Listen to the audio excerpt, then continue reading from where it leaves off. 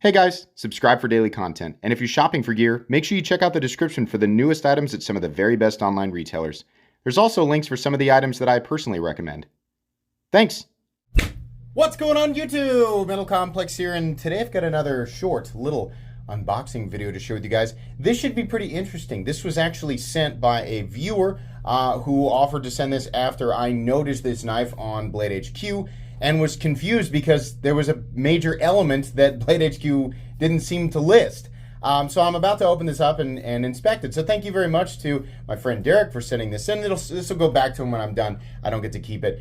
I will link this down in the description so that you guys can check it out. It should be available. It does help my channel when you use those links, but that's entirely up to you. Thanks so much to my patrons for supporting me. Please make sure to follow me on Instagram at metal_complex. Excuse me. And on TikTok at _metal_complex. Almost over this cold / allergy thing, so I'm sorry I sound so nasally here lately. So this is made by Tuya, and I'm very familiar with Tuya. I like their quality. I think they do a great job. I can't say that anything I've ever handled has been like, oh my gosh, incredible standout. It's just been like generically, I mean, in a nice way, like just good quality, right? So this knife is called the Alamo. So what is special about this knife? Because let me tell you, it's an expensive knife. The special element that was not listed on Blade HQ is the fact that it's an integral.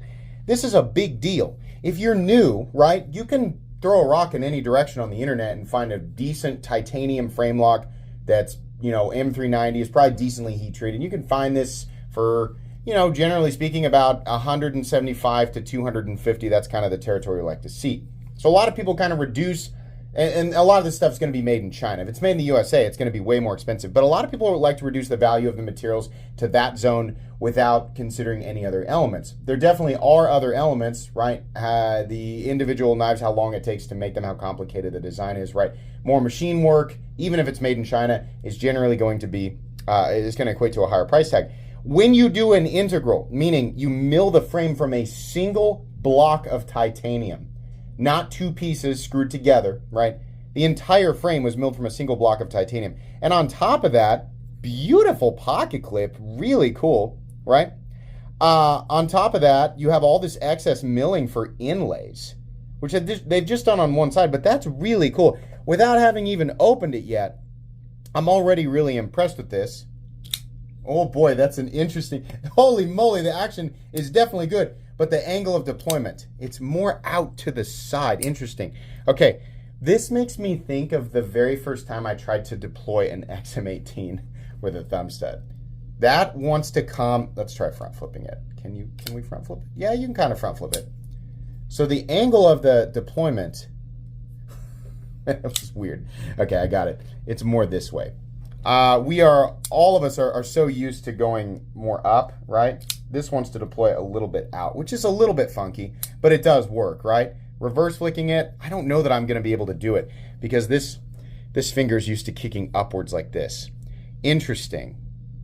Okay, front flip, not my favorite way to deploy it. Now that I've figured out the angle, it's all right, but I really wish that this area here was moved up and the thumb stud was moved up a little bit further so that the leverage I was getting was allowing me to push it this way. That being said, boy, that's tricky. Am I putting my finger? It is a weird deployment. That being said, the overall build quality of this is very cool. So as far as the blade shape goes, we have a compound recurve clip point. Yeah.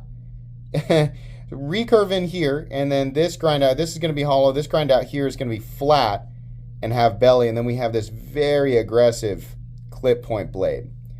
Actually super cool. Not a, you know, a totally unique blade shape in the sense that we've never seen it before, but it's definitely not a common blade shape. Man, yeah. So I'm trying to find, it's not hard once you find the angle, but remembering the angle is so weird.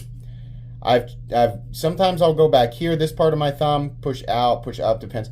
So I'm in here, top right, I guess, shoulder of my thumb.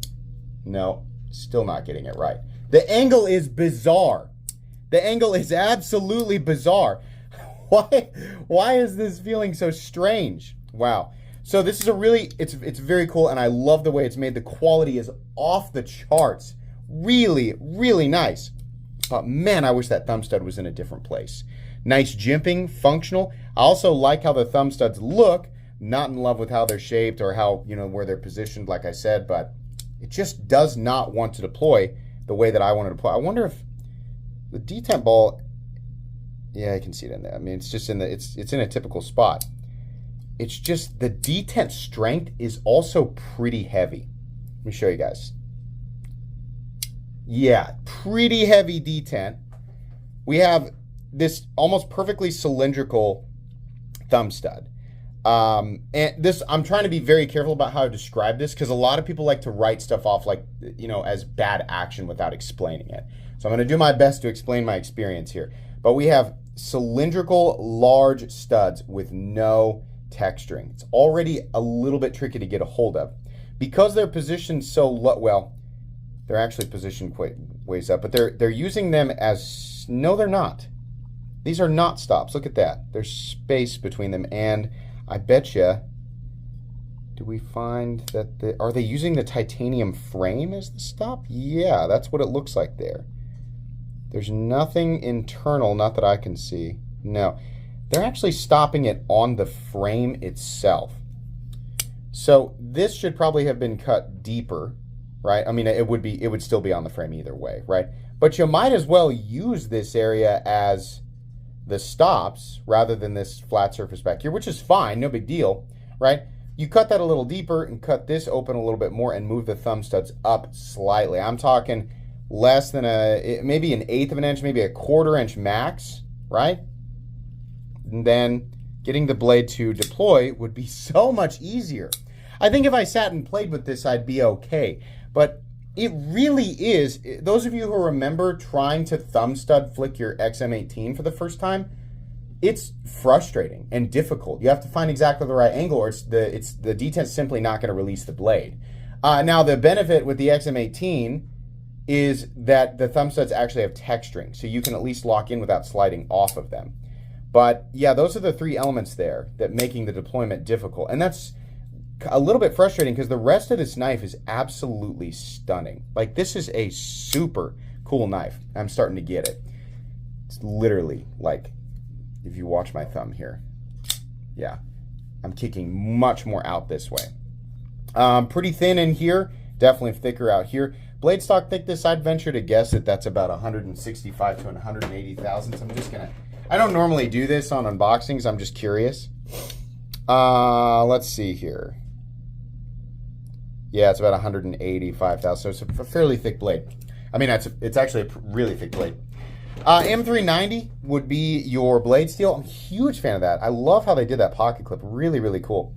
Yeah, so just an unboxing and first impressions. If you're new, I always do these first. I go in blind, like to just kind of experience it. Then, you know, over time, after experiencing the knife, looking it over, learning everything that I can about it, including from the comment section of the unboxing. Many of you probably know more about this knife than me.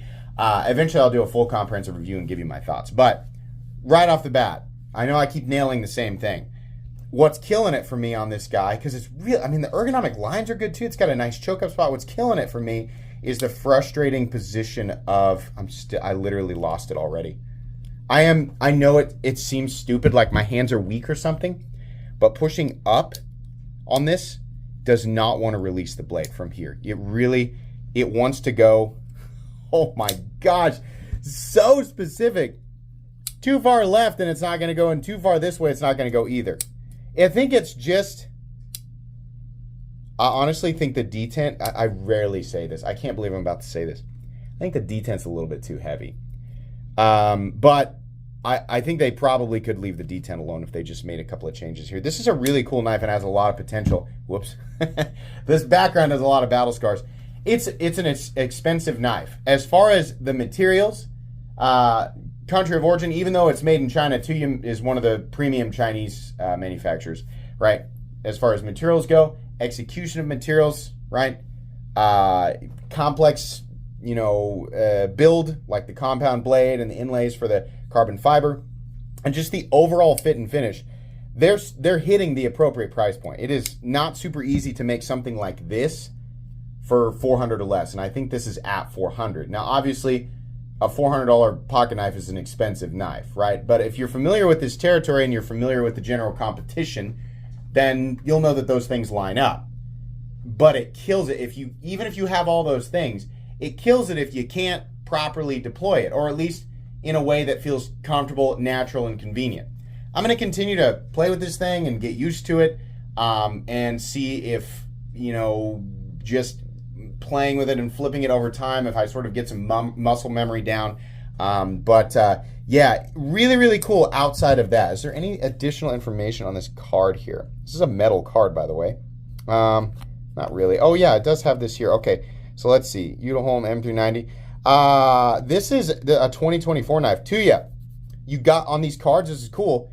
You guys got to put the HRC on the card. Like, just put it on the card. That way, people don't have to hunt for it. Because I can promise you in 2024, people are going to want to know what the hardness of the blade is, right? Outside of that, that's cool that we've got everything here. So, great. Yeah, I'm going to try one more time. God! There we go. What is the trick? I think I'm figuring it out. It is very strange, though, and I think those thumb studs should be changed. Pretty cool. Is this... That is the stop pin. I'm stupid. There is actually a stop pin that they have... They've got screws on either side to hold it in place, but that's what those are for. That's why those are there. Okay. Yeah. If you guys remove these screws and just let the studs be the stops on the titanium frame, there's nothing wrong with that. Reference the Strider SNG, the Hinder XM18, the Chris Reeve Umnumzon. There's nothing wrong with that, right? You could eliminate that screw and have a totally clean front aesthetic, actually front and rear aesthetic. I do like the rest of this. So you got the Hinder lock bar stabilizer, got the steel lock bar insert, everything else, all the boxes checked. Yeah. I'm starting to get it. It's such a specific angle. That is just bizarre. I usually don't have problems with deployment. Can I reverse flick it? I still can't. Absolutely not. I'm starting to get it, though. If you made it this far into the video, I am starting to figure it out, but it's very weird. Okay, interesting knife. That's going to be it for today's unboxing. Links for this guy down in the description. Thanks so much to Derek for sending it in. Please make sure to follow me on Instagram at metal_complex and on TikTok at _metal_complex. If you enjoyed this video, leave a like. If you'd like to check out my other content, I do, of course, have lots of videos of knives that are either expensive or inexpensive that I do or don't like, so check those out. And if you enjoy all my content, go ahead and click on the Metal Complex logo right there and subscribe, because there's definitely more coming. Thanks again for watching, everybody, and have a great day.